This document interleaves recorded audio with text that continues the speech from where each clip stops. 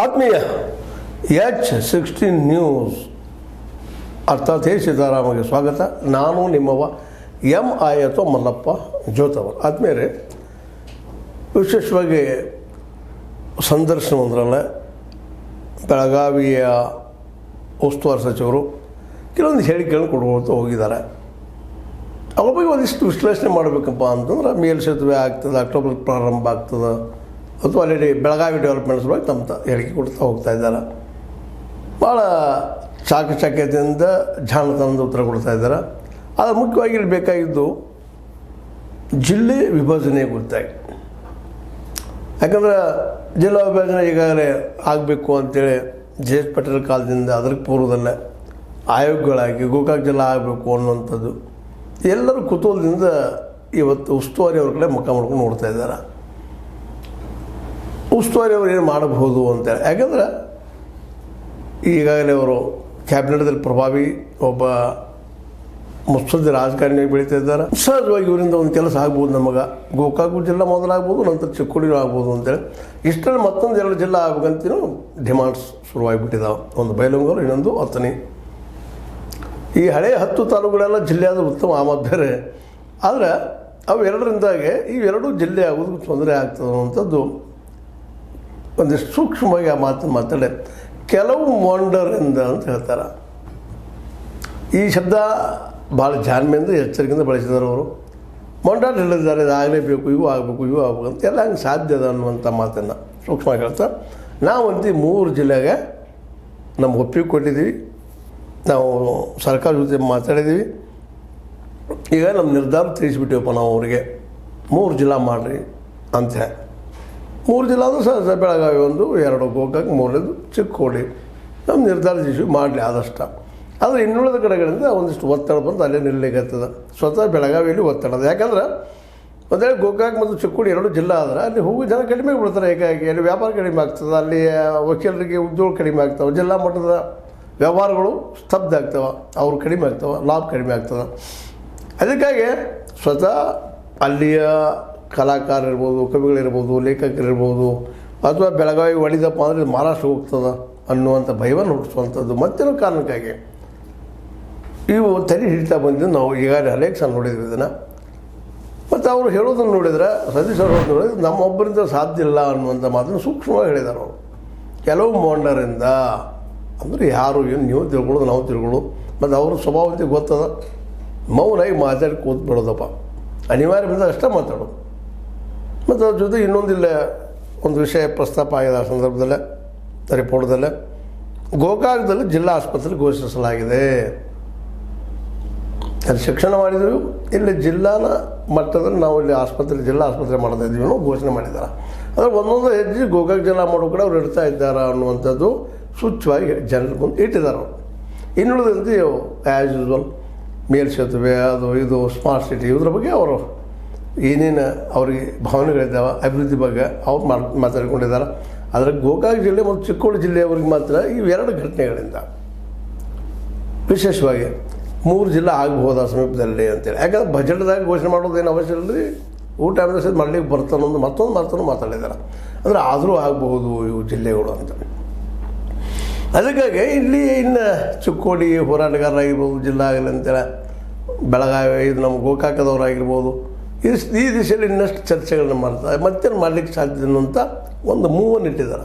ಯಾಕಂದ್ರೆ ಒಂದು ಜಿಲ್ಲಾ ಘೋಷಣೆ ಆಗಬೇಕಾದ್ರೆ ಕೇವಲ ಒಬ್ಬಿಬ್ಬರಿಂದ ಆಗುವಂಥದ್ದಲ್ಲ, ಆದ್ರೆ ಭಾಳ ಮುಖ್ಯ ಇರ್ತದೆ. ಅದರಲ್ಲೂ ಈಗ ಉಸ್ತುವಾರಿ ಗೋಕಾಕದವರನ್ನು ಕೂಡ ಅವರಿದ್ದಿದ್ದು ಗೋಕಾಕ MK ಮಡಿ ಅವರು MLA ಇರ್ಬೋದು, ಆಮದು ಬೇರೆ. ಆದರೆ ಒಂದು ಅಪೇಕ್ಷೆ ಈ ಕುಟುಂಬದಿಂದ ಆಗಬಹುದಪ್ಪ ಅಂತೇಳಿ ಆ ದಿಸೆಯಲ್ಲಿ ಅವರು ಬಿಡಲಾರ್ದ ಹಿಡ್ಕೊಳ್ಳಾರ್ದ ಒಂದು ಜಾಣ್ಮೆಯಿಂದ ಉತ್ತರ ಕೊಡ್ತಾ ಹೊಡಿದ್ದಾರೆ. ಈಗ ಉಳಿದಿದ್ದೇನಪ್ಪ ಅಂದರೆ ಚಿಕ್ಕೋಡಿ ಮತ್ತು ಗೋಕಾಕ್ ಭಾಗದ ಜನ ಈ ಮೂಮೆಂಟನ್ನು ಯಾವ ರೀತಿ ಒಯ್ಯಬೇಕು ಅಂತೇಳಿ ಲೀಡರ್ಗಳು ವಿಚಾರ ಮಾಡುವಂಥ ವಿಷಯ. ನಾವು ಸಾತಿದ್ದೀವಿ ಅನ್ನುವಂಥ ಮಾತನ್ನು ಅವ್ರು ಸೂಕ್ಷ್ಮವಾಗಿ ಹೇಳಿದ್ದಾರೆ. ಅದು ಕೆಲವು ಮೌಂಡ್ರಿಂದ ನಾವು ಯಾರ್ಯಾರಪ್ಪ ಮೌಂಡ್ರು ಅವರು ಅವ್ರ ದಿಶೆಯಲ್ಲಿ ಇದು ತಡೀತಾ ಇದೆ ಅನ್ನುವಂಥದ್ದು ತಮ್ಮ ಮೇಲಿನ ಆರೋಪ. ನಾವು ಇಲ್ಲಿವರೆಗೆ ಏನು ಆರೋಪ ಮಾಡ್ತಾಯಿದ್ದೀವಿ ಅಂದ್ಮೇಲೆ ಇವೆಲ್ಲ ಸಾಕಷ್ಟು ಬಲಿಷ್ಠಿದ್ದಾರೆ, ಏನೆಲ್ಲ ಅದಾರ. ಮುಖ್ಯಮಂತ್ರಿ ಆಗುವಂಥ ಒಂದು ಪದವಿಗೆ ಫೈಟ್ ಮಾಡ್ತಾ ಇದ್ದಾರೆ. ಫೈಟ್ ನಡೆದವ್ರದ್ದು ಅವ್ರೀಗ ಟವೆಲು ಹಾಕಿಬಿಟ್ಟಿದ್ದಾರೆ. 2020 ನಾವು ಮುಖ್ಯಮಂತ್ರಿ ಸ್ಪರ್ಧೆ ಅಂತಿಲ್ಲ.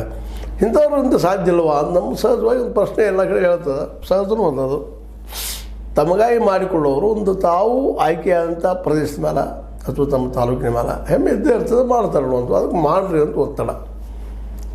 ಅದು ಇಷ್ಟೊಳಗೆ ಏನೋ ಪ್ರಯತ್ನ ಮಾಡಿದಾರೆ ಅಂತ ಅವ್ರ ಮಾತಿನ ಧ್ವನಿಯಲ್ಲಿ ಎನಿಸ್ತದೆ. ಇನ್ನುಳಿದ ಇಲ್ಲಿಯ ಲೀಡರ್ಗಳು ಸಹಿತ ಇನ್ನೂ ಸಾಕಷ್ಟು ಜನ ಇರ್ತಾರೆ ಇಲ್ಲಿ ಲೀಡರು, ಅವರು ಸಹಿತ ಮತ್ತೊಂದು ಚರ್ಚೆಗೆ ತೊಗೊಂಡ ಏನು ಮಾಡಲಿಕ್ಕೆ ಸಾಧ್ಯದಪ್ಪ ಜಿಲ್ಲಾ ಮಾಡಲಿಕ್ಕೆ ಅನ್ನೋದನ್ನು ಚರ್ಚೆ ಮಾಡಿಕೊಂಡ ಗಟ್ಟಿ ಮನಸ್ಸಿಂದ ಒಕ್ಕಟ್ಟಿನ ಹೋರಾಟ ಮಾಡಿದ ಎರಡೂ ಜಿಲ್ಲೆಗಳು ಚಿಕ್ಕೋಡಿ ಮತ್ತು ಗೋಕಾಕ್ ಎರಡೂ ಕಡೆ ನಾಯಕರು ಒಕ್ಕಟ್ಟಾಗಿದ್ದು ಹೋರಾಟ ಮಾಡಬೇಕಾಗಿದೆ. ಇವತ್ತು ಚಿಕ್ಕೋಡಿಯವರು ಸ್ಟಾಕ್ ಎದ್ದ ತಕ್ಷಣ ಗೋಕಾಕದವ್ರು ಹೇಳೋದು, ಗೋಕಾಕದವ್ರು ಆದ ತಕ್ಷಣ ಚಿಕ್ಕೋಡಿಯವ್ರು ಹೇಳೋದು ಹಂಗಲ್ಲ. ಇಬ್ಬರು ಕುಡ್ಕೊಂಡ ಎರಡೂ ಜಿಲ್ಲೆ ಆಗಲ್ಲ ಸಪ್ರೇಟಾಗಿ ಅಂತೇಳಿ ಒಂದು ಸಾಮೂಹಿಕವಾದ ಮೂವ್ಮೆಂಟ್ ಮಾಡೋದು ಯೋಗ್ಯ ಅನ್ನುವಂಥ ಈ ಸಂದರ್ಭದಲ್ಲಿ ಬೆಳಗಾವಿ ಜೋಲ ಅದ ಜಿಲ್ಲೆ ಉಳಿತದ ಆ ಪ್ರಶ್ನೆ ಇಲ್ಲ, 3 ಮಾಡೋ ಅವಶ್ಯಕತೆ ಇಲ್ಲ. ಈಗ 2 ಆಗಬೇಕಾಗಿದೆ. ಇವು ಎರಡೂ ಕಡೆ ನಾಯಕರು ಕೂಡಿ ಮಾತಾಡಬೇಕಾಗಿದೆ. ಈಗ ಇವೇನು ನಾವು ಮೂಮೆಂಟ್ ಮಾಡ್ತಾರೆ, ಇಲ್ಲಿ ವಕೀಲರಾಗಿರ್ಬೋದು, ಅಲ್ಲಿ ವಕೀಲರಾಗಿರ್ಬೋದು, ವ್ಯಾಪಾರಸ್ಥರಾಗಿರ್ಬೋದು, ಮತ್ತು ಇನ್ನುಳಿದ ಡೆವಲಪಿಂಗ್ ಏರಿಯಾ ಏನದ ಅವರು ಆಗಿರ್ಬೋದು, ಎಲ್ಲರೂ ಕುಡ್ಕೊಂಡು ಎರಡೂ ತಾಲೂಕುಗಳ ಲೀಡರ್ಗಳು ಜಿಲ್ಲೆಗೆ ಪ್ರಯತ್ನ ಮಾಡಿದ್ರೆ ಇನ್ನೂ ಸ್ವಲ್ಪ ಸರಳ ಆಗ್ತದೇನೋ ಅಂತ. ಆಲ್ರೆಡಿ ಲಕ್ಷ್ಮೀ ಹೆಬ್ಬಾಳ್ಕರ್ ಅವರಾಗಿರ್ಬೋದು, ಸತೀಶ್ ಜಾರಕಿಹೊಳಿ ಅವರಾಗಿರ್ಬೋದು 3 ಜಿಲ್ಲೆಗೆ ಇದಾಗಲಿ ಅಂತ ಬಯಸ್ತಾ ಇದ್ದಾರೆ, ಆಗಬೇಕು ಅನ್ನೋದು ಒತ್ತಡ ಮಾಡ್ತಾಯಿದ್ದಾರೆ. ಆದರೆ ಈಗ ಮತ್ತೆ ಇನ್ನುಳಿದವರು ಸಹಿತ ಕೈ ಜೋಡಿಸಿ ಎತ್ತರಗಿವಿ ಅಂತದ್ದು ಇಬ್ಬರು ಕೂಡಿ ಮಾಡುವಂಥದ್ದು. ಎರಡೂ ತಾಲೂಕುಗಳು ಕೂಡಿ ಮಾಡಿದರೆ ಸಹಜವಾಗಿಯೂ ಪ್ರೆಷರ್ ಇನ್ನೂ ಹೆಚ್ಚಾಗ್ತದೆ ಯಾರ ಮೇಲಾದರೂ, ಸರ್ಕಾರದ ಮೇಲೆ. ಈಗ ನನ್ನ ಕಡೆ ಏನಿಲ್ಲ ಅನ್ನೋರಂಗೆ ಜರ್ಕೊಂಡಿದ್ದಾರೆ ಸತೀಶ್ ಅವರು. ಮತ್ತು ಈಗ ಅವ್ರು ಹಿಂಗೆ ಹೇಳಿದಾಗ ಈಗ ಇರೋ ಹಾದಿ ಏನಪ್ಪ ಅಂದ್ರೆ ನೇರವಾಗಿ ಸರ್ಕಾರದ ಜೊತೆಗೆ ಹೋರಾಟದ ಮೂಲಕನೋ ಚಳವಳಿ ಮೂಲಕನೋ ಮಾಡಿಕೊಳ್ಳುವಂಥದ್ದು ಒಂದು ಹಾದಿದ ಅಸ್ತ್ರದ. ಅದನ್ನು ಮಾಡಬೇಕಾಗಿದ್ದು ಇಲ್ಲಿಯ ನಾಯಕರು, ಜನರು. ಮತ್ತು ಜನರಿಗೆ ಎರಡೂ ಕಡೆ ಜನರಿಗೆ ಬೇಕಾಗಿದೆ. ಚಿಕ್ಕೋಡಿ ಮತ್ತು ಗೋಕಾಕ್ ಜನರಿಗೆ, ಜನಸಾಮಾನ್ಯರಿಗೆ ಜಿಲ್ಲಾ ಆಗಲಿಪ್ಪ ಅಂತೇಳಿ ಎಲ್ಲಿ ಹೋದರೂ ಬೈಕ್ ಎಲ್ಲರಿಗೆ ಗೋಕಾಕ್ ಜಿಲ್ಲಾ ಆಗಲಿ, ಚಿಕ್ಕೋಡಿ ಜಿಲ್ಲಾ ಆಗಲಿ, ಆ ಭಾಗದಲ್ಲೇ ಈ ಭಾಗದಲ್ಲಿ ಹೋದ ಮತ್ತು ಅನಿವಾರ್ಯ ಇದಾವೆ ಮಾಡಬೇಕಾಗಿದೆ. ಇವತ್ತು ಭಾಳ ಅನಿವಾರ್ಯ ಇದೆ, ಕಾಲದ ಅನಿವಾರ್ಯ, ಭಾಳ ದೊಡ್ಡದಾಗ್ತದೆ ಜಿಲ್ಲಾ. ಈಗಾಗಲೇ ದೊಡ್ಡ ಜಿಲ್ಲೆಗಳೆಲ್ಲ ಒಡೆದ 2 ಜಿಲ್ಲಾ 3 ಜಿಲ್ಲಾ ಆಗಿದ್ದಾವೆ, 2 ಜಿಲ್ಲಾನೂ ಆಗಿದ್ದಾವೆ. ಇದು ಆಗಬೇಕು ಅನ್ನೋದು ಒಟ್ಟು ಒಂದು ಬಯಕೆ, ಭಾಳ ಜನರ ಬಯಕೆ. ಅದಕ್ಕೆ ಸಾಕಷ್ಟು ಇಲ್ಲಿವರೆಗೆ ಲಿಂಗಸ್ವಾಮಿಯವ್ರನ್ನ ಹಿಡ್ಕೊಂಡು ಅಲ್ಲಿ ಸಂಗಣ್ಣವ್ರನ್ನ ಹಿಡ್ಕೊಂಡು ಅನೇಕ ಅಲ್ಲಿ ಹೋರಾಟಗಾರರು ಮಾಡಿದ್ದಾರೆ ಪ್ರಯತ್ನವನ್ನು. ಇತ್ತೀಚೆಗೆ ಏನಾಗಿಬಿಡೋದಪ್ಪ ಅಂತ ಮೊದಲು ಆರಂಭದಲ್ಲೇ ಏನೋ ಒಂದಿಷ್ಟು ನಮ್ಮದು ಮೊದಲಾಗಲಿ ಅಂತ ಏನೋ ಇದು 2 ಕ್ಷೇತ್ರಗಳಲ್ಲೇ. ಈಗ 2 ಕಡೆ ಕ್ಷೇತ್ರಗಳು ಇವತ್ತು ಜಿಲ್ಲೆ ಆಗೋದು ಯೋಗ್ಯದ ಅಂತ ಈಗಾಗಲೇ ಒಂದು ರೀತಿ ಜನನಾಯಕರು ಒಪ್ಪಿಸ್ಬಿಟ್ಟಿದ್ದಾರೆ. ಆ್ಯಕ್ಚುಲಿ ಗೋಕಾಕದ ಬಗ್ಗೆ ಒಂದು ಪ್ಲಸ್ ಪಾಯಿಂಟ್ ಏನಪ್ಪ ಅಂದ್ರೆ ಆಯೋಗಗಳು 3 ಆಯೋಗಗಳು ಗೋಕಾಕ್ ಜಿಲ್ಲಾ ಆಗಲಿ ಅಂತ ಹೇಳಿದ್ದಾರೆ. ಆ ಒಂದು ಏನಪ್ಪ ಅಂದ್ರೆ ಹೇಳಿಕೆ ಚಿಕ್ಕೋಡಿ ಪರವಾಗಿಲ್ಲ. ಬಟ್ ಅಲ್ಲಿ ಜನನಾಯಕರನ್ರಿ, ಅಲ್ಲಿ ರಾಜಕೀಯ ಪಕ್ಷದ ನಾಯಕರನ್ರಿ, ಅದರಲ್ಲೂ ಕತ್ತಿ ಸಹೋದರರು ಆ ಸಂದರ್ಭ ಹೋರಾಟ ಮಾಡಿ ಒಂದು ಹಂತಕ್ಕೆ ತಂದು ನಿಲ್ಲಿಸಿದ್ದಾರೆ ಚಿಕ್ಕೋಡಿ ಜಿಲ್ಲಾ ಆಗಲೇಬೇಕಂತೇಳಿ. ರಾಜಕೀಯ ಒಂದು ದೃಷ್ಟಿ ಇಟ್ಕೊಂಡು ಅಲ್ಲಿ ಬಿ ಪಾಟೀಲ್ ಆಯ್ತು, ನಮ್ಮ ಹಿಂದಿನ ಉಮೇಶ್ ಕತ್ತಿ ಆಯ್ತು, ರಮೇಶ್ ಕತ್ತಿ ಅವರಾಯ್ತು, ಅದೇ ಕಾಲಕ್ಕೆ ಹುಕ್ಕೇರಿ ನಮ್ಮ ಪ್ರಕಾಶ್ ಹುಕ್ಕೇರಿ ಅವರು, ಇವರೆಲ್ಲರೂ ಪ್ರಯತ್ನ ಮಾಡಿ ಚಿಕ್ಕೋಡಿಯನ್ನು ಜಿಲ್ಲೆ ಮಾಡೋದಕ್ಕೆ ಶೈಕ್ಷಣಿಕ ಜಿಲ್ಲೆಯನ್ನಾಗಿ ಮಾಡಿದ್ದಾರೆ. ಈಗ ಈ ಕಡೆಯಿಂದ ಸತೀಶ್ ಅವರು ಗೋಕಾಕ್ ಜಿಲ್ಲಾ ಮಟ್ಟದ ಜಿಲ್ಲಾ ಆಸ್ಪತ್ರೆ, ಗೋಕಾಕ್ ಜಿಲ್ಲಾ ಆಸ್ಪತ್ರೆ ತರುವಂಥ ವಿಚಾರ ಮಾಡಿ ಅದು ಘೋಷಣೆ ಮಾಡಿಸಿದ್ದಾರೆ.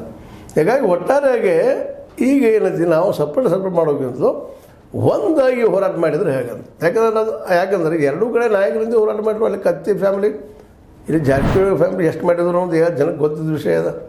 ಈಗಂತೂ ಸತೀಶ್ ಅವರು ಸ್ವಲ್ಪ ಆಸಕ್ತಿ ತೋರಿಸ್ತಾ ಇದ್ದಾರೆ.